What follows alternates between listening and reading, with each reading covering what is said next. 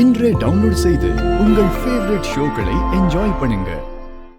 மினிஸ்டரை வர வச்சு நீ நினைச்ச காரியத்தை சாதிச்சிட்டல்ல, நான் உன்னை சும்மா விட மாட்டேன்.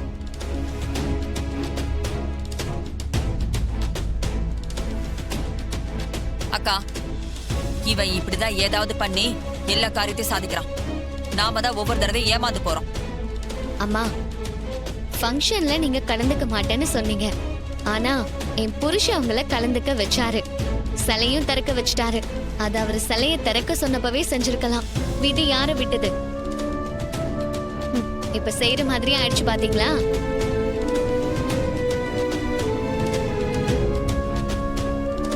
சின்னத்த, ஒரு நிமிஷம். எங்க கிளம்பிட்டீங்க? சகல சொன்ன மாதிரியே போட்டா சவால்ல ஜெயிச்சிட்டாப்ல.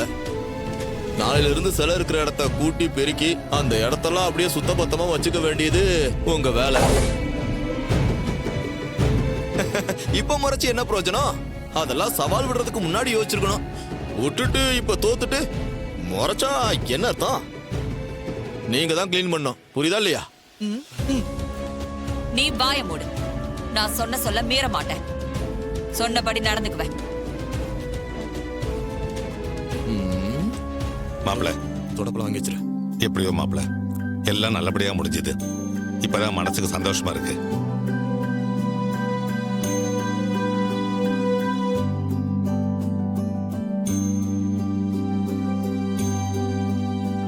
இன்னைக்கு முழுக்க சந்தோஷமான விஷயங்களே நடந்திருக்கு.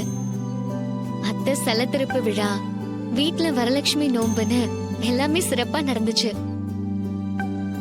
அம்மா மறுத்ததால எங்க வரலட்சுமி நோம்பு செய்ய முடியாம போயிடுமோன்னு நினைச்சேன். நல்ல வேலை, அதையும் மினிஸ்டரை வச்சே செஞ்சு முடிச்சிட்டேன். அது மனசுக்குள்ள ஒரு குறையாவே இருந்திருக்கும். இப்ப ரொம்ப சந்தோஷமா இருக்கு. இனிமே நம்மள யாராலையும் பிரிக்க முடியாது.